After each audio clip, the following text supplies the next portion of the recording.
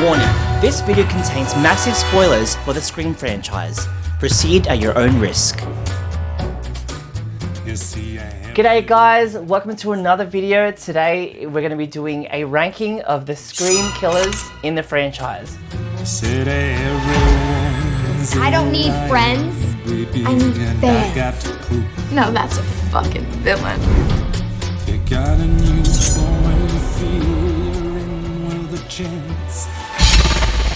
Mickey Altieri, absolutely ruthless killer, did most of the kills. Had a really great motive that was kind of basically the foundation for Jill, but like a Gen X version of Jill. He has some really great one-liners like, oh, so vulgar, or like, he's the kind of boy you would take home to mom if you had a mom. I think that the lack of screen time brings him not like the first place because he's not in it that much. Someone online, I don't know which Scream junkie it was, but they said that Mickey Altieri disappears in the last 45 minutes of Scream 2. The last time we see Mickey before the finale is actually in the cafeteria where Derek sings his lovely song.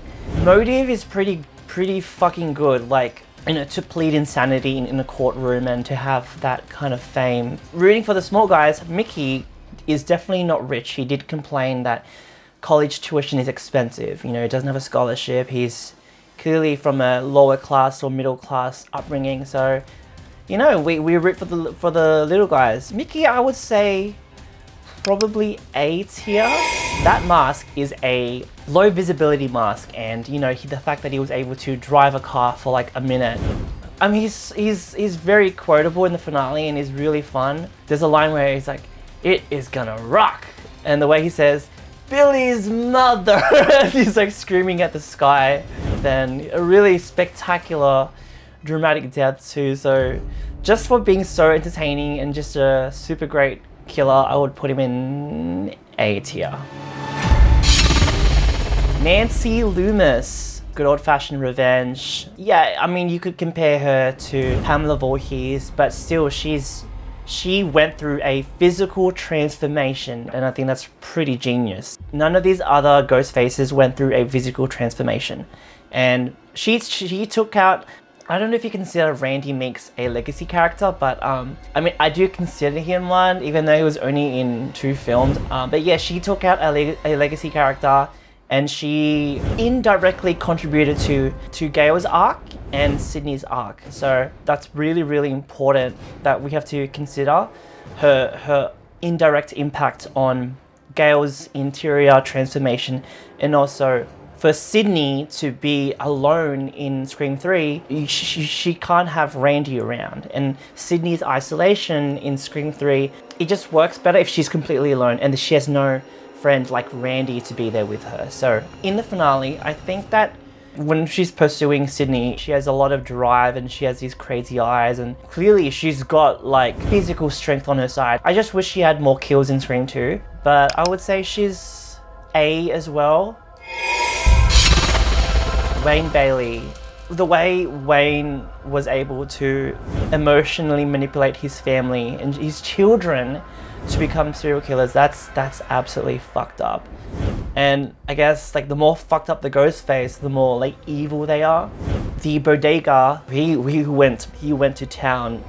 The guy who managed the bodega had a shotgun. Wayne had a buck 120. The fact that he had just a buck 120 and he was willing to just lunge at someone holding a shotgun, someone who was in defense mode. This is a very fearless Ghostface, and also someone who was able to also has stealth, because Wayne was the Ghostface who killed Jason and Greg. But still, in the finale, Wayne is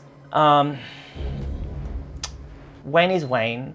A lot of choices were made with his character in that scene, and Sam had a gun, Wayne had a gun. Wayne just like ran towards her rather than shooting at her. What an idiot. But I think that it kind of contributes to him being really entertaining. I'm gonna put him in B, not C, because, you know, like someone who's like really despicable as a character. But his kind of self-awareness is kind of interesting when he says, "Have I been a good father?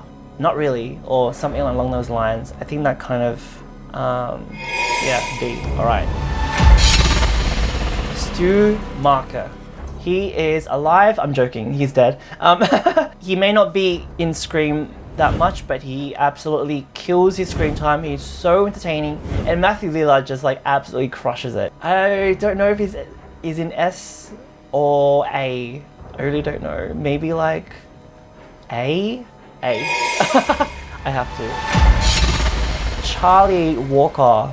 Are there any Charlie fans in the house? He has a really great, really phenomenal kill. One of the all-timers of the franchise. His presentation of that room and the way he left her lying there, like, what a ruthless Ghostface. Charlie as a Ghostface is great, but Charlie as a character could have used a lot more development and screen time and just more fleshing out. Him being like a really pathetic loser in the end, getting betrayed by Jill and just not seeing it coming. Like, I find that to be quite, yeah, just very ironic. Charlie is really, you know, he's one of those, but just as a character, I just don't. Charlie, you're insane. Sorry. Richie Kirsch. Now, I have a bias because I love Jack Quaid. A lot of screen time, charming, funny. Like, that's what psychopaths apparently are good at. They're like charming and irresistible and funny and quippy and you know, can make any person smile. I actually love that the Scream 5 killers are like pathetic evil redditors because I don't know, it's just so funny. I love Richie. He's so entertaining, underrated as shit, so underrated. But I don't want to put Richie on the same level as Mickey, Nancy, and Stu, so I'm gonna put Richie on B, next to his dad. Roman Bridger. Roman. Okay. Solo Ghostface, brilliant motive, was able to kill like 6 or 7 or 8 people like by himself. An amazing Ghostface. The dominoes cascaded in a line. He's a mastermind. A. Roman Bridger, phenomenal.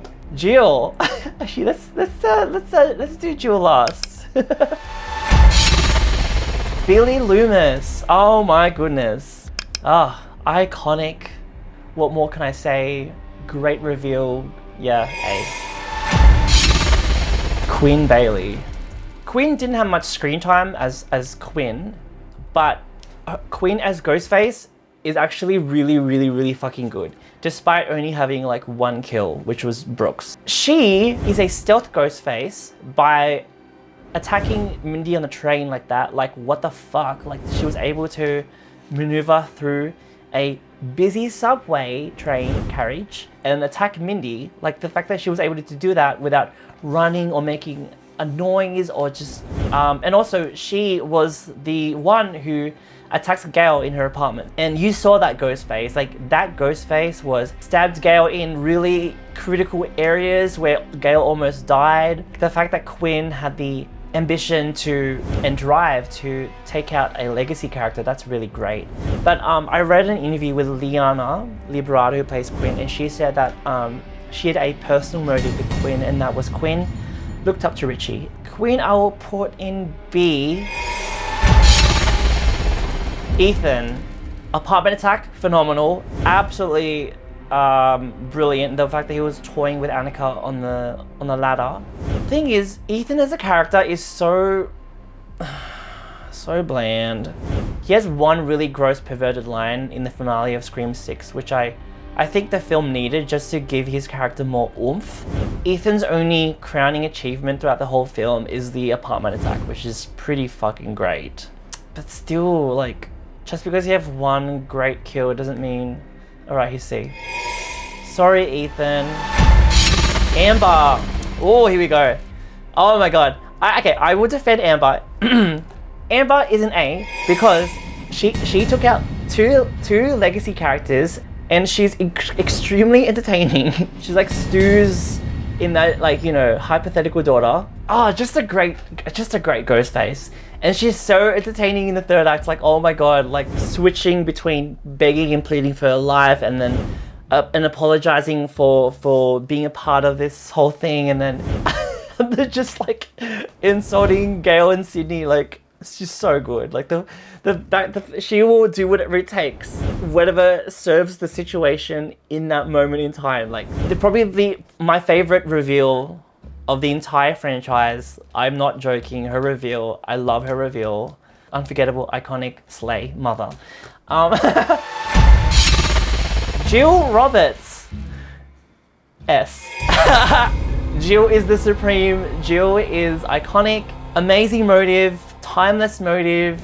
The fact that she was bland as a character as Jill Roberts, like it makes sense for her motive and for her reveal to be like that. Like this is actually Jill Roberts, someone who craves hunger and fame and would do anything for like clout and just be in the spotlight and orchestrate this massacre. Out of all these Ghostfaces, she almost got away with it. Yeah, best Ghostface. Greg will be in D because we know nothing about him. Jason Carvey will be in, I mean, he is technically a Ghostface because he uses the voice modulator, he puts on the cloak, puts on the mask, kills someone. Jason Carvey is a Ghostface, so I'll put Jason in C. That is my ranking of the Scream Ghostface killers. Let me know, what is your ranking of the Ghostface killers? You know, who would you rank last? Who would you rank first? Who do you, let me know in the comments, who do you reckon is an underrated Ghostface? Thank you so much for watching. I hope you guys enjoyed the Scream video. Leave any other comments down below. If you haven't already, give this video a thumbs up and give me a like. And then subscribe if you haven't already. Alright, see you guys next time. G'day, how's it going? And welcome to an off. I'm so used to doing test drives at work. Okay.